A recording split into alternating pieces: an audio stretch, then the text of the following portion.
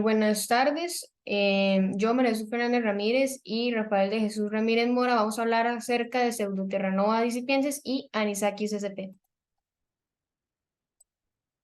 Primeramente vamos a hablar de Anisakis sp.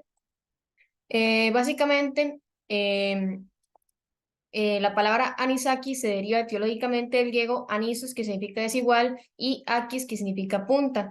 Este término fue utilizado por primera vez por Félix Dujardin en 1845, quien identificó los gusanos adultos y puso el nombre al género.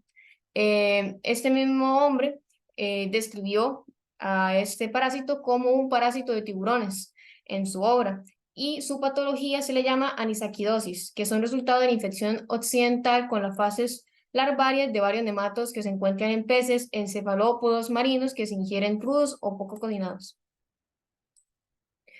Bueno, según la reunión de expertos celebrada en 1988, la anisakidosis es una enfermedad provocada por parásitos de la familia Anisakidae, y anisakidosis es la enfermedad provocada por parásitos de género Anisakis.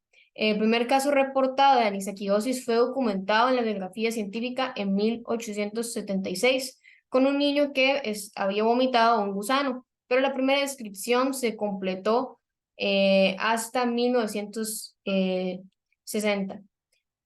Cuando Van Thiel, del Instituto de Medicina Tropical de Leiden, en Holanda, identificó el parásito como un nemato cuya fase larvaria se localizó en el arenque, el bacalao, la merluza, la caballa y el adulto tiburón y la raya. Sin embargo, él determinó que el paciente lo había ingerido un arenque. También se mencionan otros 10 casos parecidos, con síntomas y diagnósticos parecidos, entre 1955 a 1959.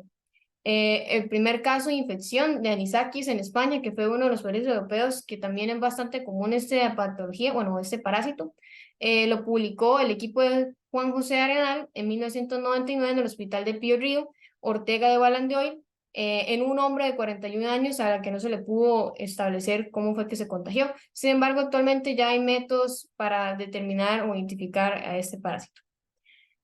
Bueno, en cuanto a la epidemiología, aproximadamente hay 20.000 casos de anisakidosis que se detectan alrededor del mundo. El 90% se da en Japón, sobre todo en hombres y en zonas costeras. Además, también su población, ya que en Japón se acostumbra mucho a consumir sushi, que se utilizan pues pescado poco cocido.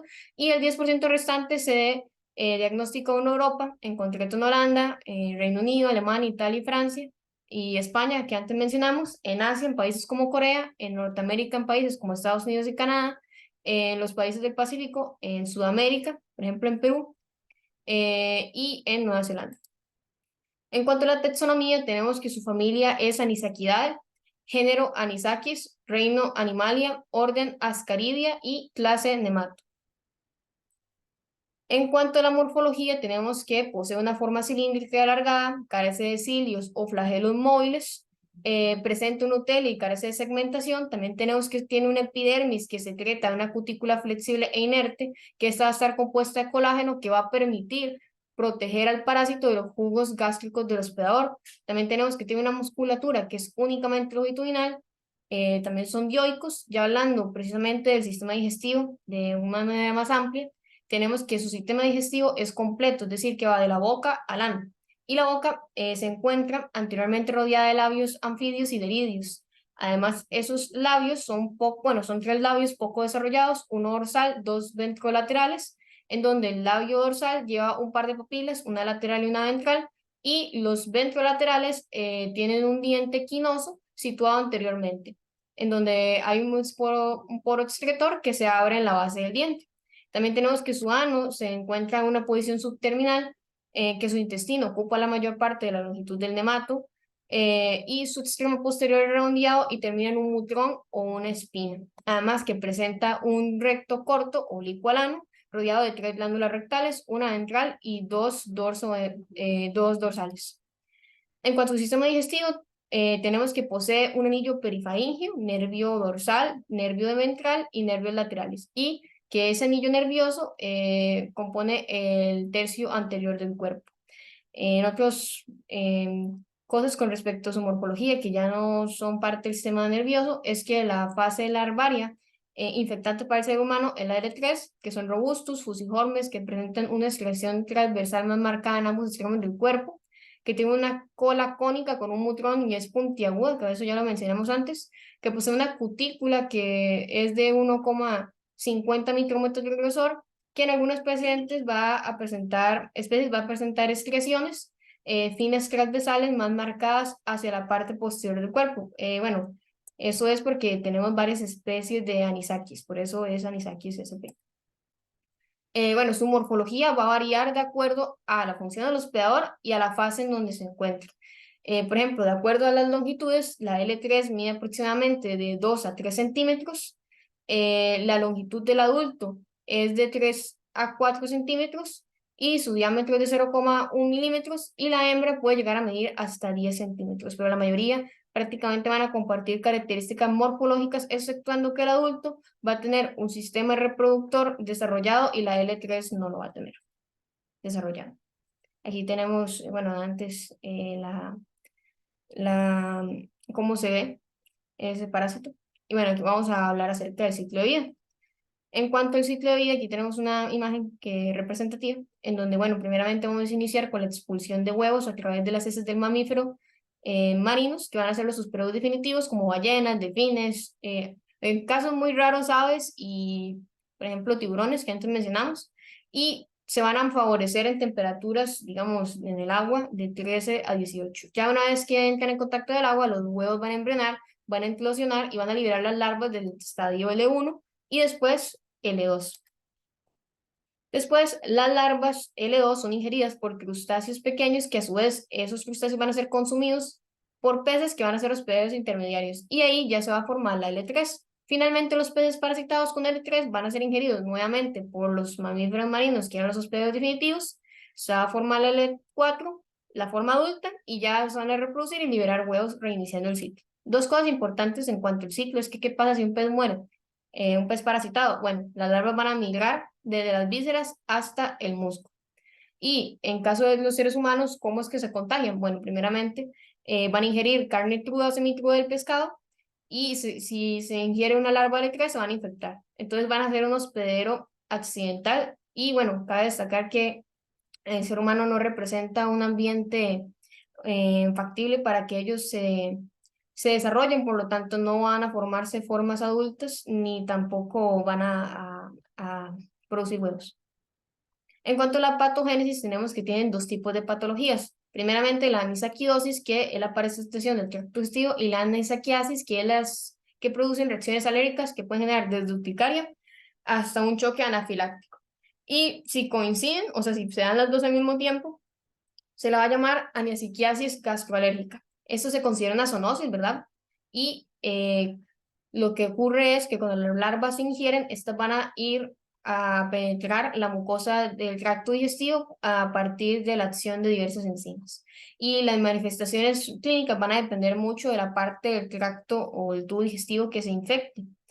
Por lo tanto, puede ser ya tanto manifestarse de manera gástrica, intestinal o atópica. En cuanto a los cuadros clínicos, tenemos que los síntomas más comunes en pacientes sintomáticos pueden ser el dolor abdominal, náuseas, vómito, diarrea, cuadros gástricos, elititis, apendicitis, poliartritis, invasión en órganos como pulmón, hígado, vaso y páncreas.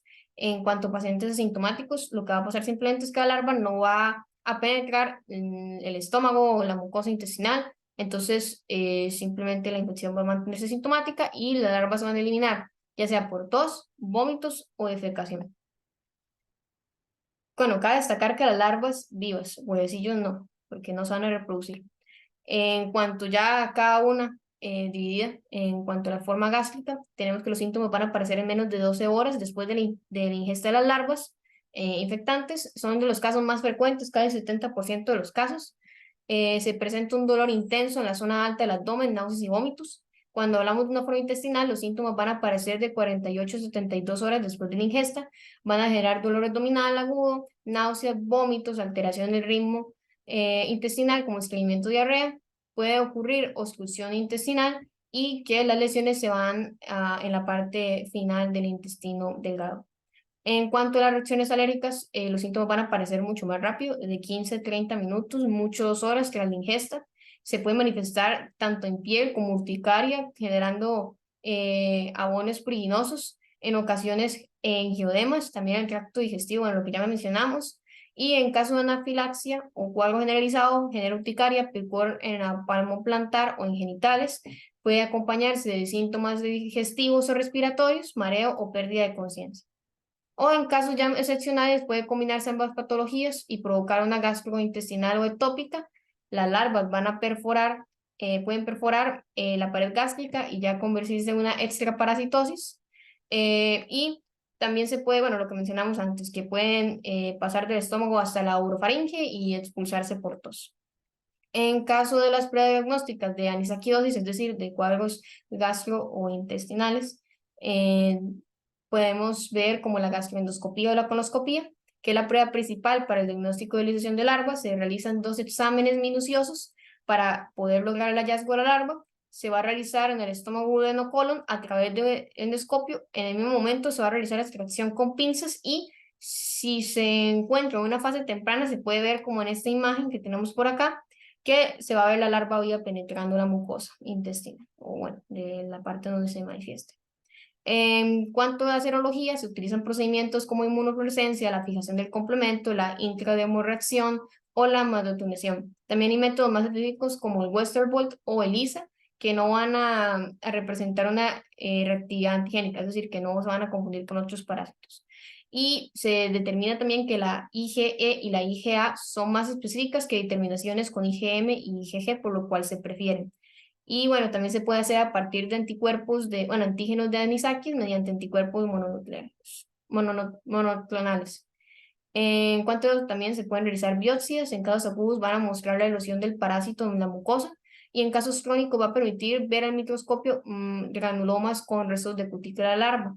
Y cabe destacar que en este caso la determinación de huevecillos en heces no va a tener ningún valor porque no se van a eliminar huevecillos en las heces porque no van a llegar a formas adultas en el ser humano.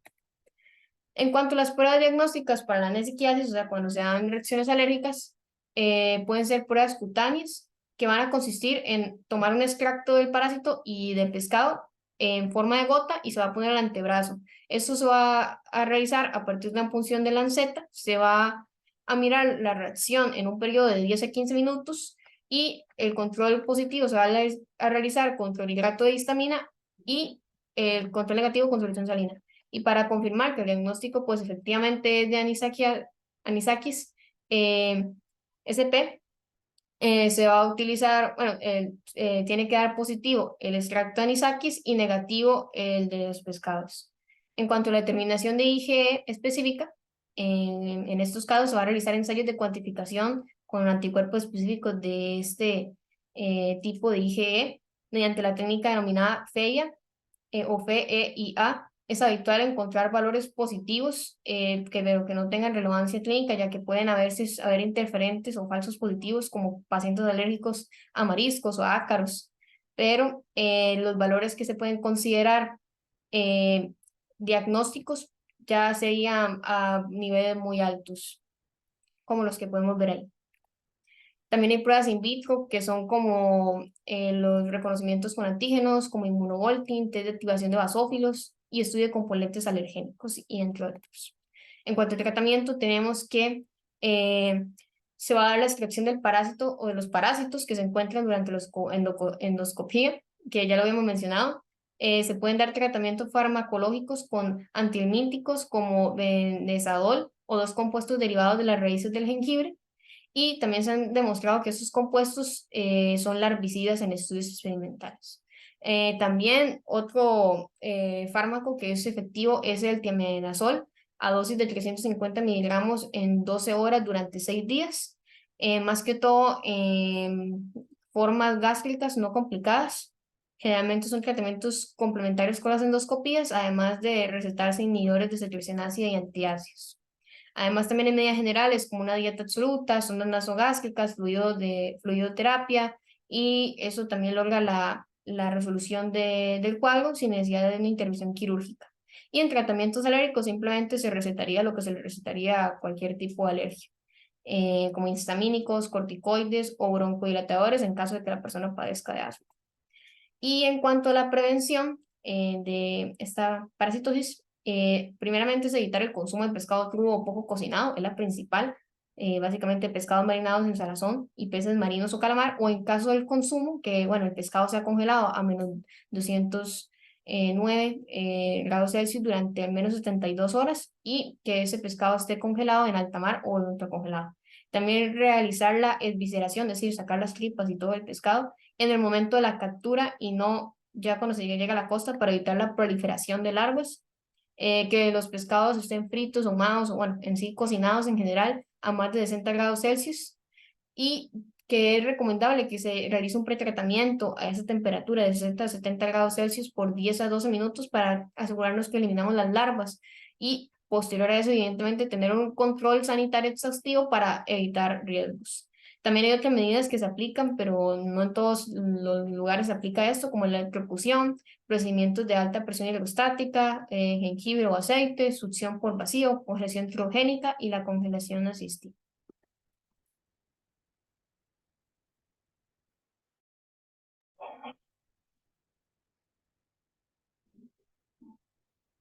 Bueno, primero que nada, buenas tardes. A mí me corresponde hablar sobre Pseudoterranova discipiens. Primero vamos a empezar a hablar de la historia.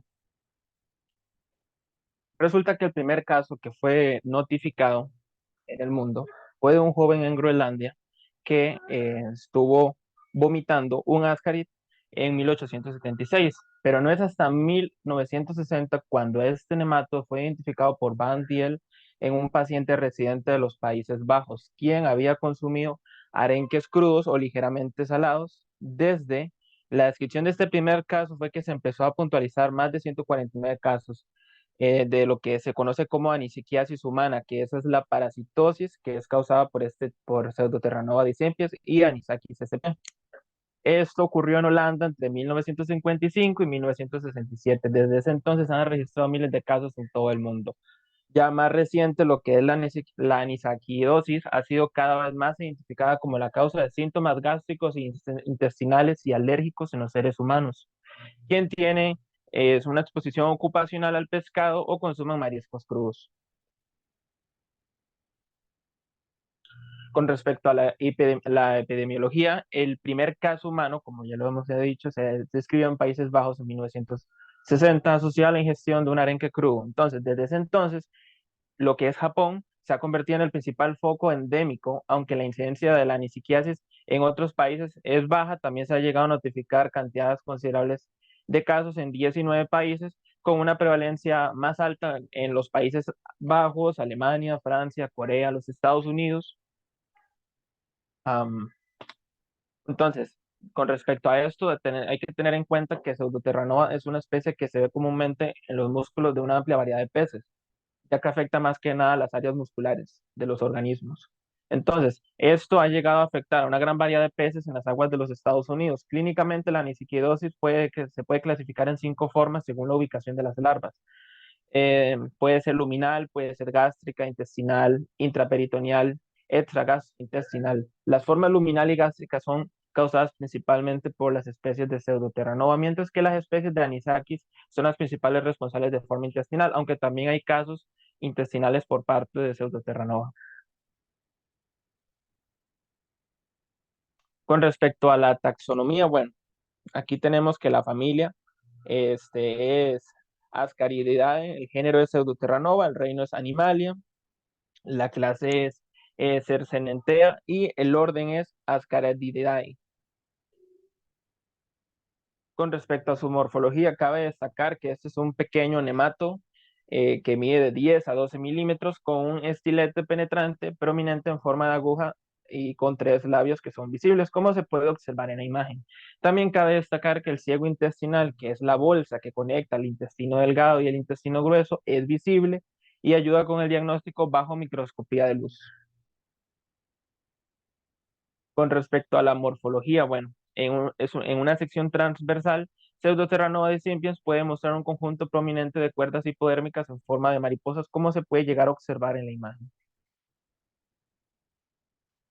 Ya con lo que respecta al ciclo de vida, los huevos son producidos dentro del huésped y se eliminan a través de los excrementos en el agua. La larva de primera y segunda etapa, que es lo que se conoce como la L1 y L2, puede formarse en los huevos y luego embrionar, es decir, se va a desarrollar un embrión en su interior para dar paso a la formación de larvas de la tercera etapa o tercer estadio que nadan libremente. Esta es la L3. Alternativamente, los huevos pueden ser ingeridos por pequeños crustáceos como anfípodos o homícidos, que luego son devorados por pequeños peces donde se van a desarrollar las larvas. Los peces presa luego consumen las larvas L3 o el pequeño pez huésped intermedio a través de la depredación y estas larvas luego migran dentro del pez a los tejidos musculares donde pasarán a otras especies de peces que vendrían siendo como presas de mayor tamaño. Finalmente alcanzan el intestino de su huésped mamífero definitivo, que en este caso es el león marino, quien es, como así se dice, el reservorio, y es donde ocurren las mudas finales en el intestino antes de la reproducción. Sin embargo, si se capturan peces infectados y se sirven a los humanos, las larvas L3 pueden causar daño demostrable en el huésped accidental, ya que ocurre lo mismo que en Anisakis, que el humano es un hospedero accidental, es decir, que lo que son no van a poder alcanzar como sus formas adultas, básicamente. También se tiene que tener en cuenta que la transferencia al huésped accidental, al hospedero, perdón, accidental, que es el ser humano, a través de la ingestión del pescado crudo o poco cocido, es en particular por el bacalao y otros tipos de pescados comunes como el sushi o el sashimi, lo que destaca la importancia de estrategias de gestión adecuada, es decir, aprender a manipular correctamente esta clase de alimentos. Con respecto a la patogénesis, cabe destacar que cuando el pescado crudo infectado ingresa al estómago del hospedero, las enzimas gástricas liberan el parásito en el estómago y en raras ocasiones en el intestino delgado. La invasión de tejidos se ve facilitada por la liberación de enzimas hidrolíticas del parásito. Entonces, en humanos, los nematos anisáquidos mueren a los pocos días provocando una reacción granulomatosa eosinofílica. Con respecto al cuadro clínico, bueno, en algunos pacientes se produce también lo que se conoce como la anisakidosis gastroalérgica, algo similar a lo que la compañera explicó anteriormente con el caso anisakis. Esto es una reacción aguda mediada por los anticuerpos IgG inducida por la larva viva que penetra la mucosa gástrica. Los síntomas alérgicos acompañan de dolor epigástrico que puede ser de intensidad leve o estar ausente. En ellos se rescata el antecedente de ingesta horas antes del pescado crudo. En otras formas de presentación, lo que es la anisakidosis son la obstrucción y invaginación intestinal, la estenosis intestinal, la peritonitis, el asma, y también manifestaciones reumatológicas como artralgia y artritis. Con respecto al diagnóstico, la inspección macroscópica de las larvas de anisáquido puede revelar algunas diferencias menores entre los parásitos. Las larvas de Anisakis simplex, por ejemplo, suelen ser más blanquecinas a transparentes que las larvas de Pseudoterranova decipiens, que suelen ser como más rojizas a parduzcas. Mientras que mientras que otros tipos de larvas de estas familias también pueden llegar a ser transparentes a grisáceas o incluso parduzcas. El diagnóstico específico generalmente no es posible mediante la inspección macroscópica o microscopía óptica, pero los tres tipos de gusanos pueden diferenciarse mediante un simple examen al microscopio óptico, observando estructuras cefálicas como la presencia o no del ciego intestinal y el apéndice ventricular, por ejemplo. El diagnóstico específico debe basarse principalmente en investigaciones musculares, utilizando, por ejemplo, marcadores de aloenzimas. Eso es muy valioso para poder diferenciar entre estas diferentes especies. También se puede utilizar la secuenciación del ADN genómico que codifica el ARN ribosomal. Y esto también es útil para lo que es la confirmación de la posible especie a diagnosticar. Con respecto al tratamiento, bueno, cabe mencionar que con respecto al tratamiento de anisakidosis por Pseudoterranoides sempies, puede requerir y es necesario principalmente la eliminación física de las larvas. Si bien los síntomas mejoran espontáneamente en la mayoría de los pacientes sin una terapia específica, la recuperación puede acelerarse mediante la extracción endoscópica de los gusanos. Ya en lo que es en la forma intestinal, la extirpación quirúrgica cuando se requiere es el único medio para eliminar posibles lesiones. Sin embargo, los síntomas mejorarán espontáneamente en la mayoría de pacientes sin una terapia específica. Con respecto a la prevención, bueno, la infección de peces comestibles es común y el gusano a menudo es difícil de detectar. ya que la observación al trasluz es solo aproximadamente un 60% sensible en la identificación de nematodos en el pescado. El único medio de prevención es evitar el pescado y los mariscos preparados de una forma inadecuada. Y también se recomienda cocinar a una temperatura interna de 60 grados centígrados o 140 grados Fahrenheit durante 10 minutos, ya que esto va a matar a todos los nematodos que se pueden llegar a encontrar dentro de los pescados o los mariscos. Y así concluye nuestra exposición. Muchísimas gracias por su atención.